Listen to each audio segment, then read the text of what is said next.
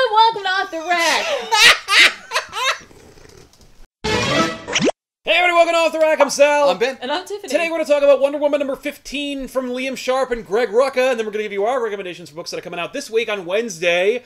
What'd you guys think of Wonder Woman number 15? I haven't been reading Wonder Woman. Like, I read the first issue, I think. I don't think I went that far. I did. I read the first issue, and I liked it, and I was like, I'm going to stay on board with this, and then immediately I didn't. And, like, that's not the fault of the book. I just didn't. Yeah. So I was excited to pick this up. And after the first few pages, I was like, yeah, this is really cool. And then by the end, I was like, I didn't know what's going on. No, it is incomprehensible.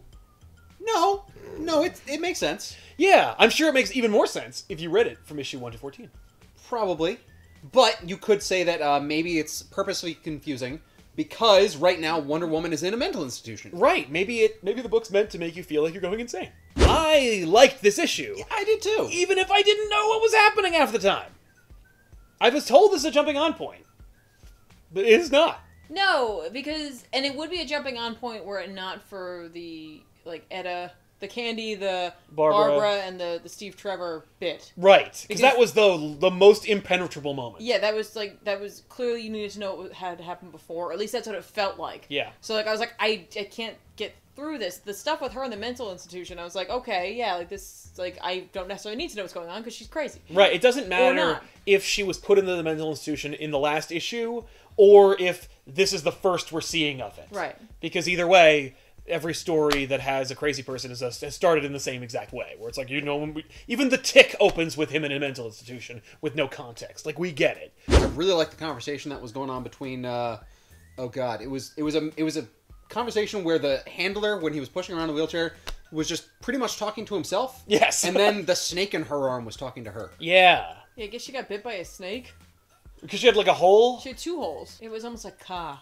Yes. Very, very Ka. I knew I'd seen that somewhere. Fuck!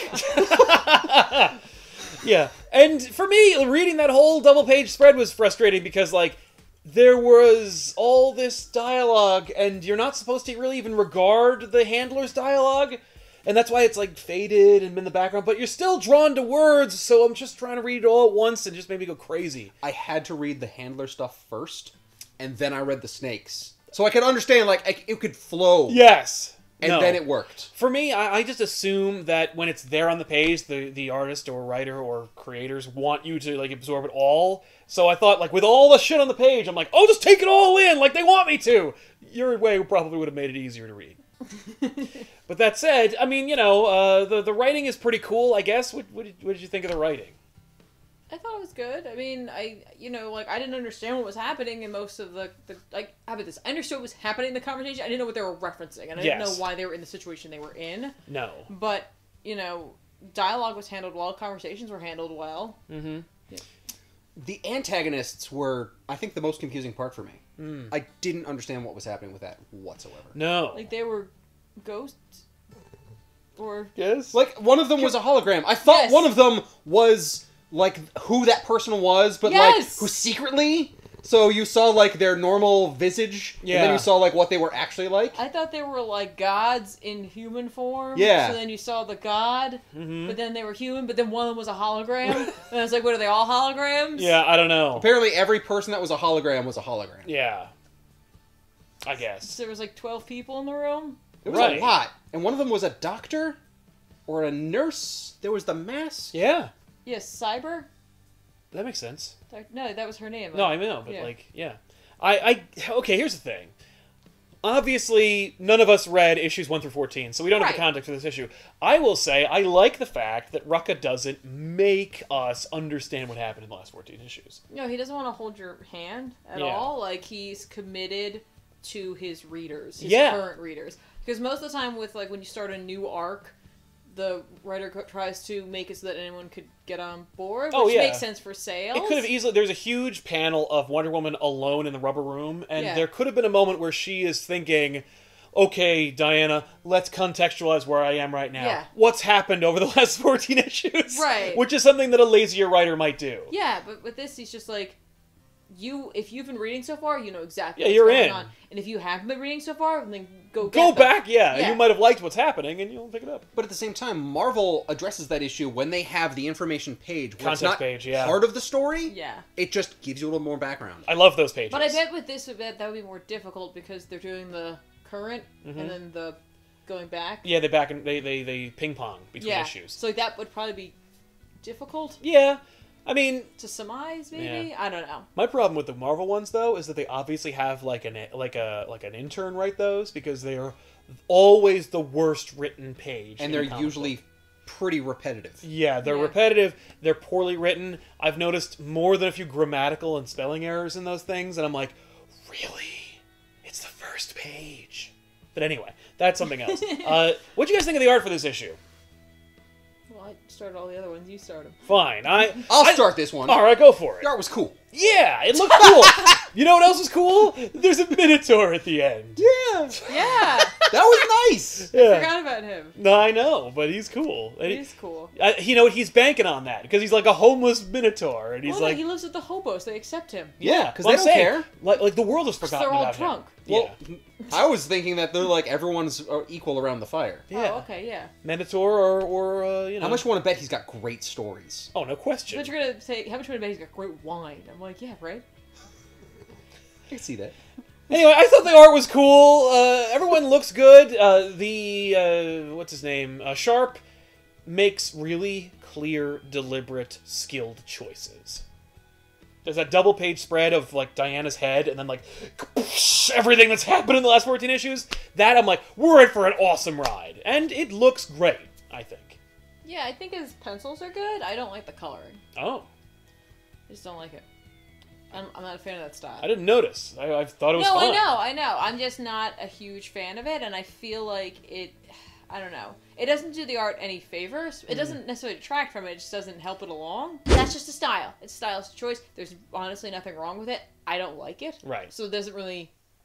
It doesn't elevate the pencils for you. And I'm not saying, like, I can't say that it's bad. I just don't care for it. But I do think that Sharp is really good at laying panels out. Yeah. Like, and like he lays out standard panels, no problem, right? Like in right, just a regular comic book, like the scene when they're in the apartment. Yeah, it's just a standard scene. But like the first page or so, he takes the idea of the panel, which is a typical rectangular square, and then he makes them into bricks, which is like essentially conveys the idea of the asylum. Okay. Which I was like, that's genius. You know, like of course you could do that because panels themselves look like that, but then you literally just did it, and it's like, duh. Yeah, I've never seen that. Too. Yeah, have we? I haven't either. I'm sure others have done it, but like I'm just like that's just so smart, you know. Like, and he plays with his splash page. It's not even just the double page, but like the single page. He manages to break them up sometimes without even using. Like the standard lines. Yeah, the boxes. Like, the gutters. Yeah, exactly. When Hippolyta and her warriors are riding out to the Omen. Or the warning or promise or whatever or it is. Yeah. It's a tree. Just say the tree. The tree. Fine. But yes, when they're running out to the tree. And they're at the top of the page, and it's like curved, and the curve is formed by these branches that become the tree, which is the next panel. Which is also, I think it's also like the dust that the horses are kicking up. Exactly. But like they're also at the bottom. Yes. So like he has two separate panels without ever making a line that conveys a panel. Yeah. And I was like, your eye creates the panel. Yeah, it's just he's really good at that, and then I'm just not a fan of the coloring. I do like also that Hippolyta has like a defined nose. Yes. That profile image, I was like, whoa. Yeah. I've never seen Hippolyta look like that before. Yeah. This is really easy to give her the, like, here's the perfect nose. Yes. They're like, no. Oh, you mean like Wonder Woman Earth 1? Yes. Or they look like equals? Yes. But, like, in this, they're like, let's just honor the fact that she has a heritage. Like, she's Greek-Roman. You know what I mean? Yeah. Like, that's cool. I thought that was neat. That's cool. I didn't even notice it. It's just a nice...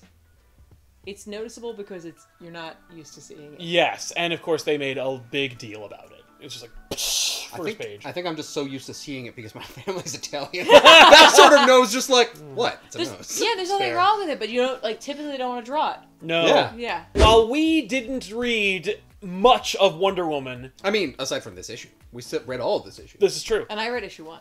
Fair enough. Can we recommend issue 15 to the readers at home? I think so. I say pick it up, because I had a fun time reading it. And I had no clue what was happening, but I was on board. Yeah, the book is good and well executed, so I have to recommend it because that's what you should be buying, is good books. Right, and I kind of want to know how she ended up in the asylum, and I want to know where this is going. Is she really? Because, like, that handler seemed to indicate that there's something more going on. Yes. And I was like, okay, but, like, I think if you're going to jump on here, grab a couple of issues while you're at the comic book store or digitally. Yeah, I would say just go back and I don't think you should buy this issue by itself. Yeah. If you're gonna get 15, go back and get 1 through 15, or at least the last, like, what, 3, 4 issues? Because I don't really know how the numbering works. Oh, yeah. Probably like 11, 13, 15. Right, yeah, just figure out where the flashbacks are and then skip those. But you can get them too, and I'm just saying, like, you might want to catch up a little bit. I think the flashbacks also provide some additional context for what's happening in the story. They mirror the moments that are happening. And I think this story deserves, like, a deeper understanding. This is true. Yeah. Well, there you have it, everybody. Wonder Woman number 15 from Greg Rucka and Liam Sharp. Pick it up at your comic book store or online. It came out last week. And now let's get into books that are coming out this week, or as I should say, tomorrow on Wednesday. My recommendation this week is Green Lanterns number 16, written by Sam Humphries, with art by Neil Edwards, and the cover by James Herron.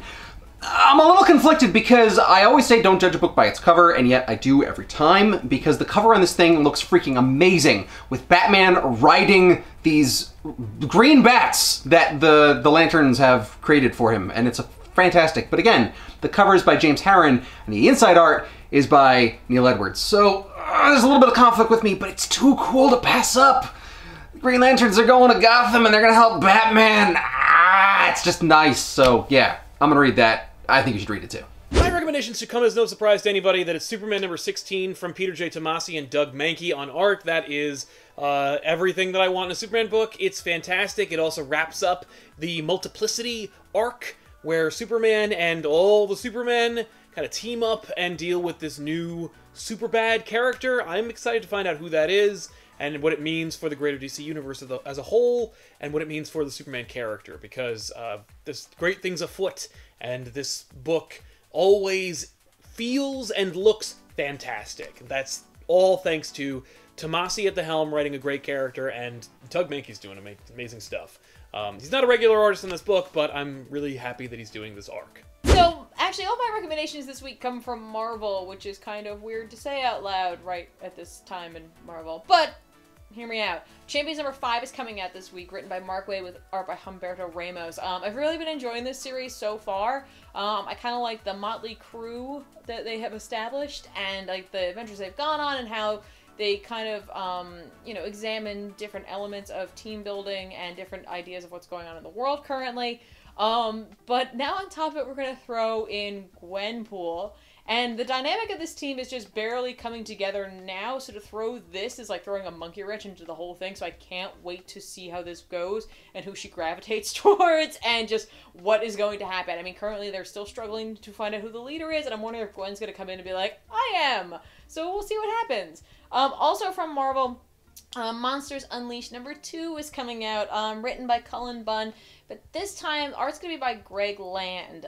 So I'm not necessarily a huge fan of Lands, but I can't wait to see what they're going to do with the monsters, because I just like seeing monsters on the page. I like this story. I like the teams working together. I like seeing all of the crazy monsters that are going out there, and I like the fact that there's some kid with either some magical ability to draw monsters having come to life, or something else is happening. I'm not sure, but I'm going to find out. There you have it, everybody. Off the Rack. Thanks so much for watching, everybody, and we'll see you guys next week with another episode. I'm Sal. I'm Ben. And I'm Tiffany. Don't forget to keep on reading.